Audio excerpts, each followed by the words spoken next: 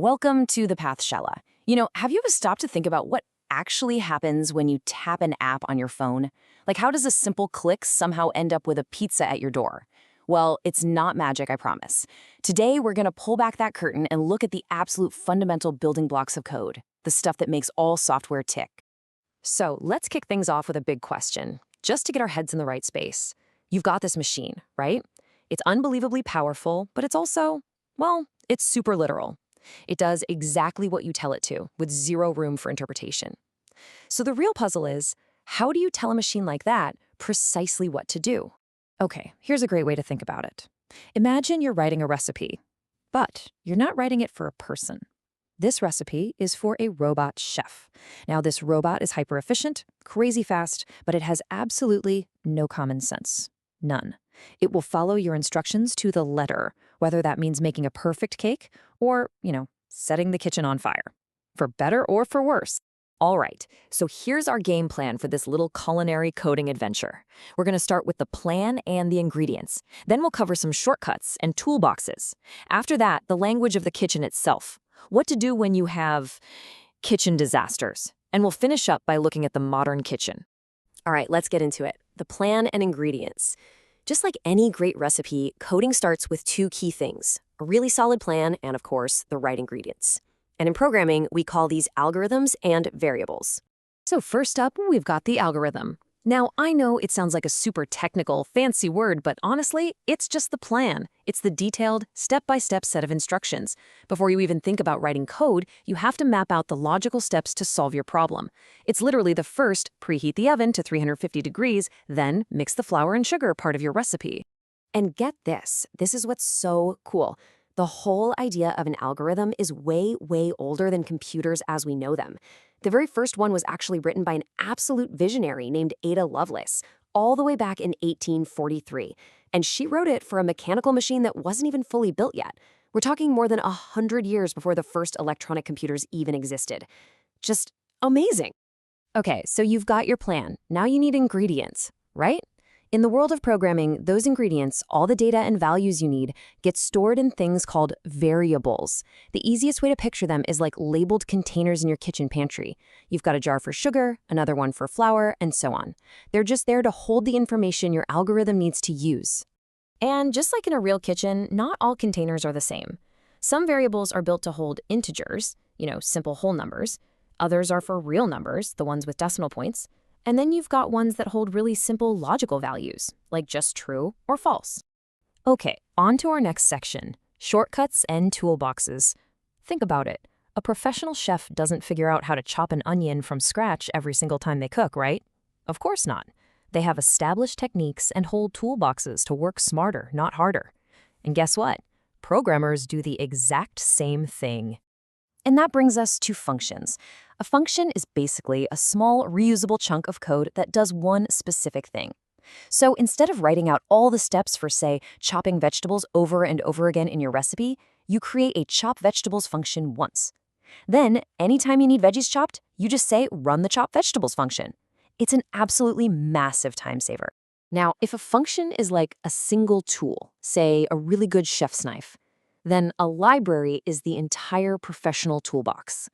It's a whole collection of pre-written functions that super smart programmers have already built and tested. This means you can just grab these tools to handle really complex jobs without having to invent everything yourself from scratch. It's all about not reinventing the wheel.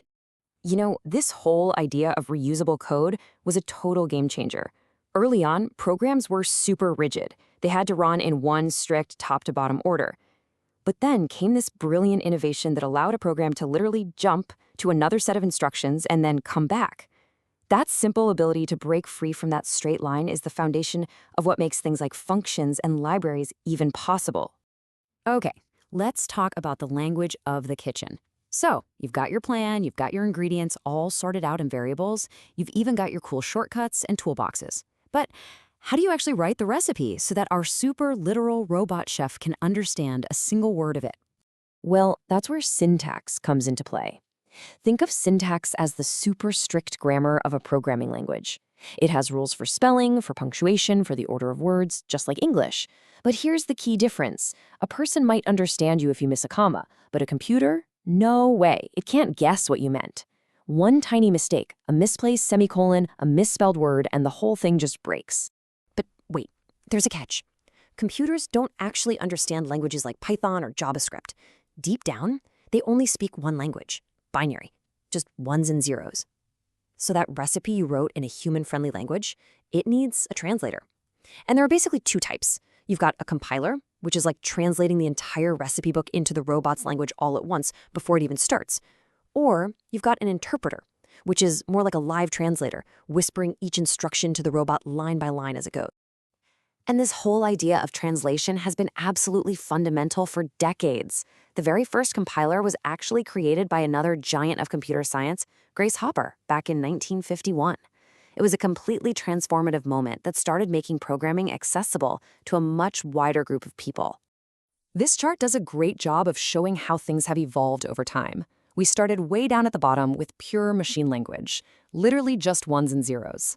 Then we got assembly languages, which were a little better, and now we have what are called high-level languages, like Python, that look a lot more like plain English. But the key takeaway is this: no matter how fancy and human-friendly the language gets, there's always a translator working behind the scenes to get it all the way back down to what the machine can actually understand. All right, next up, kitchen disasters. We've all been there, right? You're cooking, you swear you followed the recipe perfectly, used all the right stuff, and somehow the dish is a total disaster. So what happens when that happens with your code? In the programming world, we call that a bug. A bug is just any kind of error or fault in your software. It could be a simple typo, or it could be a flaw in the logic of your recipe. Whatever it is, it causes the program to do something wrong, something you didn't intend. And the whole process of finding and squashing those bugs, that's called debugging. It's kind of like being a detective. It's a huge part of being a programmer. And what's really cool is that these days, AI is becoming a massive help here. It can actually help programmers find bugs faster and sometimes even suggest the right way to fix them. Okay, to wrap things up, let's look at the modern kitchen. There was a major shift in how we organized our code that really started to take hold back in the 1980s. And that shift was to something called object-oriented programming, or OOP for short. Now, this was a pretty revolutionary idea. Instead of having your ingredients over here and your cooking techniques over there, OOP said, let's bundle them together. It creates these self-contained objects that hold both the data and the actions you can perform on that data. The Lego brick analogy is honestly perfect. Each Lego is a self-contained unit that you can snap together with others to build something really big and complex. It was a total game changer for building large-scale software. So, when you look at this timeline, it really puts the whole journey into perspective, doesn't it? I mean, we went from Ada Lovelace's theoretical algorithm in 1843 to Grace Hopper's first compiler in 1951 to the rise of OOP in the 80s, all the way to today, where we have these incredibly powerful and accessible languages. It's just been this amazing story of making it easier and easier for people to tell machines what to do. So there you have it. We've gone from the plan, to the ingredients, to the language of the kitchen, and finally to the modern setup. These are the fundamental building blocks that power pretty much every piece of software you use every single day. And that really just leaves one final exciting question for you. Now that you know the basic ingredients, what are you going to build?